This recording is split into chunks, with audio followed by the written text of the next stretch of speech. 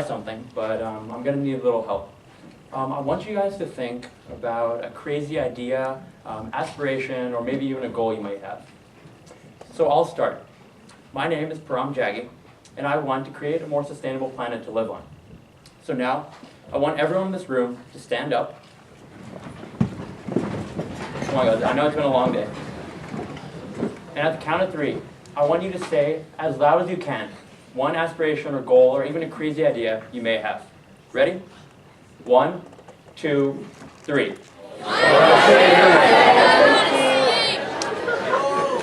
Okay, all right, that was great. I mean, yeah, you guys can sit back down. I think someone over here said something about living their life like Grand Theft Auto. I can't approve of that, but I mean, whatever you're into. So what do you do now?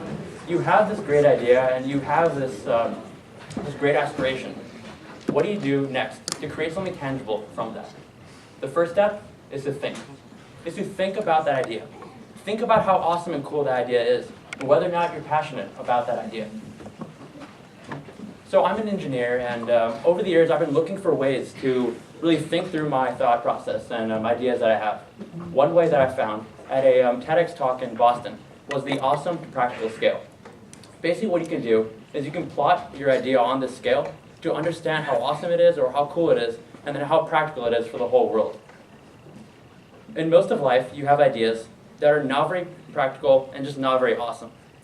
Most of the Fortune 500 companies have big, huge products that are very practical and make a lot of money, but they're just not that awesome and they're not that cool.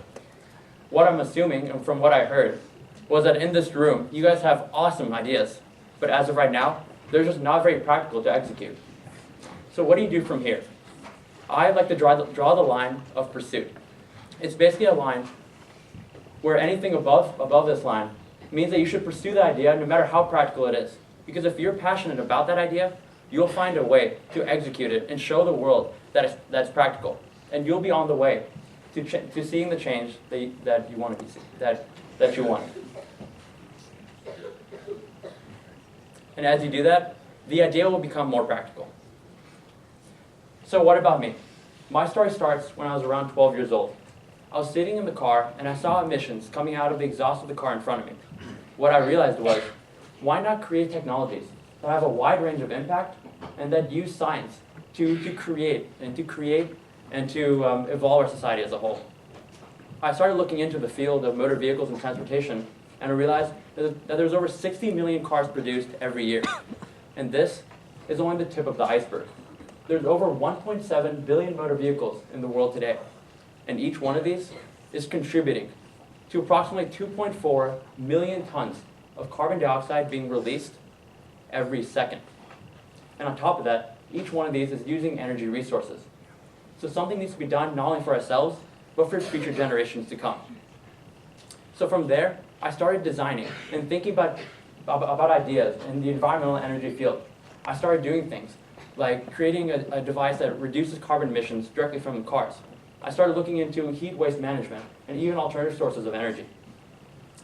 And over the years, about every month or so, I plot my ideas on this graph. And what you'll see is that it's really just a roller coaster after you start pursuing your idea. But one day, you'll get to a point where you find practicality in your idea, and you still remain, and you still understand how awesome your idea is. It's interesting to see what society tells us to pursue as a profession.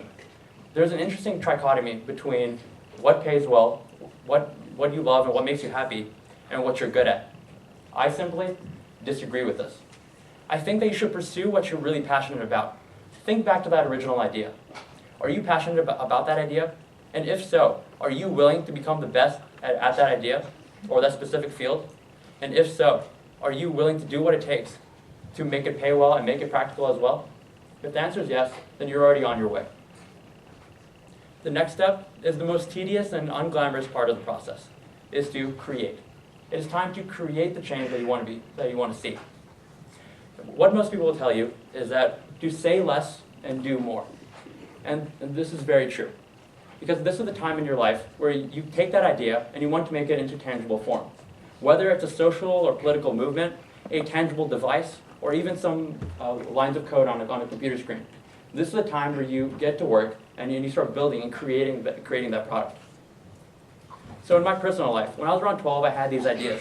And so I started doing research, I started developing, I started designing and redesigning. I started presenting my project at science fair competitions to get feedback and then iterate upon these projects and these ideas as a whole. And from there, I started networking with people that were similar-minded and goal-oriented. And I basically never took no for an answer. During my sophomore year of college, I was around 17 years old, and I pretty much got sick and tired of having to get up in the morning and walk across campus to my lab. So I did what any other normal college kid would do, is I moved my lab into my dorm. And so I started sleeping on one side of my room and doing research and development on the other. The picture you see on the screen is the politically correct picture that I took, keeping out some things that could get me in some serious trouble, because I still go to school. So I basically never took no as an answer, and I made sure that there were no obstacles in my way, even that walk across campus, for me to get to that point of success. From there, I was tired of just creating products in the lab. So I founded a company called Ecoviate. At Ecoviate, we are passionate about making sustainability economical. We just happen to make green technologies that are cost-effective and easy to use. So while you're creating, there's two things that you have to remember. One, you need to have a plan. You have to understand where you've been and where you're going. Because like everyone in this room, your plane is currently taking off. It's currently up to you to route that plane where you want it to go. Muhammad Ali once said, "I hated every minute of training, but I told myself, don't quit. Suffer now and live the rest of my life as a champion." Sometimes you'll get deterred and you'll be stressed about the struggles of day-to-day life. But keep in mind that original idea you had. Keep in mind how you felt and the passion you had behind that idea, and basically success will be yours. And the second point is to surround yourself with positive and successful people. I'm sure you've all heard this, and I grew up hearing that you should always surround yourself with people that are smarter than yourself, and to always make sure you're not the smartest person in the room. I simply, once again, disagree with that. I think you should surround yourself with people that are as passionate or more passionate about the field and keep them around you. Because at the end of the day, it doesn't matter how smart you are, how hard you work. If you're passionate about something, you'll make it work. This is something we've done at Ecoviate. Other than trapping each other in the trunk of my car to take pictures, I've assembled a team of individuals around the country that are passionate about making an environmental change. What we've done is created an ecosystem where we want to grow and succeed as a whole, and hopefully make a global change. And what you'll realize is, as you have this team together and as you have a plan, is that there's no linear correlation between that idea that you said at the beginning and your route to success. Because you're going to have to say, and then think, and then create, and then think more, and then create more, and then say more. And it's not a direct correlation. But what you'll realize is that even though you might be changing the mindset, the product that you may have, at the end of the day, you have to keep in mind your general vision of what you're trying to do with that idea, that goal, or that company. From there, you have to repeat. You have to say, you have to think, create, and then repeat. Because one thing you have to remember is that you're not alone. At the beginning of the speech, you all stood up and you said your idea. And even though you may think that you have a crazy idea, remember that there are hundreds of people to the right of you and hundreds of people to the left of you with similarly crazy goals and aspirations.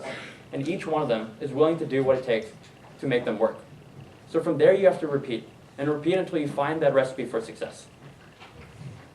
So one thing you will realize, as Steve Jobs once said, was that the world around you was created by people that are no smarter than yourself. And it's only the one or two people in the room, that stand up and say that they want to make the change and that they have the idea. They're willing to think through that process. They're willing to create something to change the world, and then repeat and repeat more until you find that success. So keep in mind that by yourself, you can have cool and innovative ideas, but together, we can change the world. Thank you.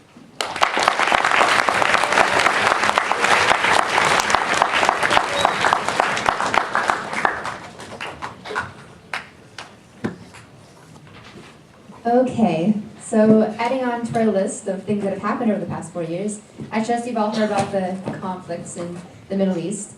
The most recent one being the tension in Syria. So this next Tech Talk features someone who addresses his Iranian-American identity with some humor. So here's a TED Talk. This is Maz Jobrani with Did You Hear the Iranian-American Joke?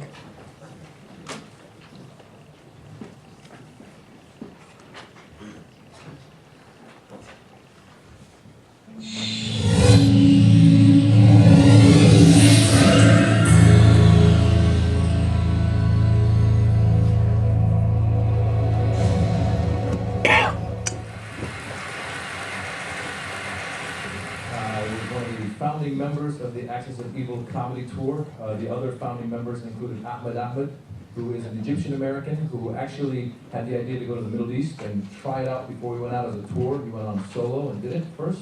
Then there was Aaron